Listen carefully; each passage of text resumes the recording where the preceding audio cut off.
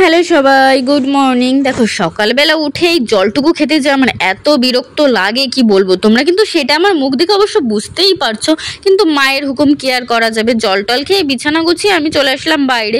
ঘরটাকে বেশ ভালো করে ঝাড় দিয়ে নিলাম। এবার ঘরটাকে তো ভালো করে ঝাড় দিয়ে নিয়েছি, এবার ব্রাশটাও তো সুন্দর করে করতে হবে, তাই সেটাই করে নিচ্ছিলাম। তারপরে ব্রাশ করে সুন্দর করে ফ্রেশ হয়ে এসে বসলাম, আর আমার খুদেগুলোও পড়তে চলে আসলো, তাই ওদেরকে একটু পড়িয়েও নিচ্ছিলাম।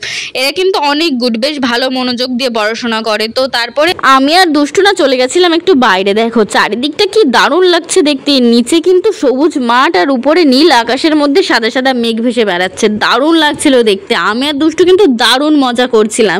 তারপরে আমরা এখান থেকে একটুখানি এগিয়ে দেখলাম এই বড়মাদের বাড়ি একটা বেলি ফুল গাছে বেলি ফুল হয়েছে।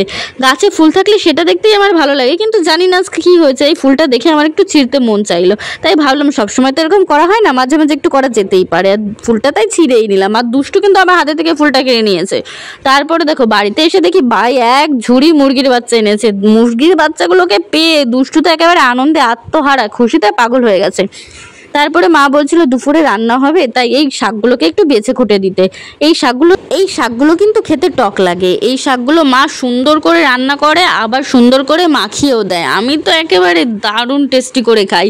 আর এই দেখো তার কিছুক্ষণের মধ্যেই শুরু হয়ে গেছিলো বৃষ্টি পড়া, তাই ভাবলাম তোমাদেরকেও একটু দেখাই। দেখো যা গরম পড়েছিল, বৃষ্টিটা পেয়ে মনে হলো আমি একটু হাঁপ ছেড়ে বাঁচলাম, আর গাছেরাও মনে হচ্ছিলো একটু প্রাণ ফিরে পেলো। তো আজকের জন্য এটুকুই, টাটা।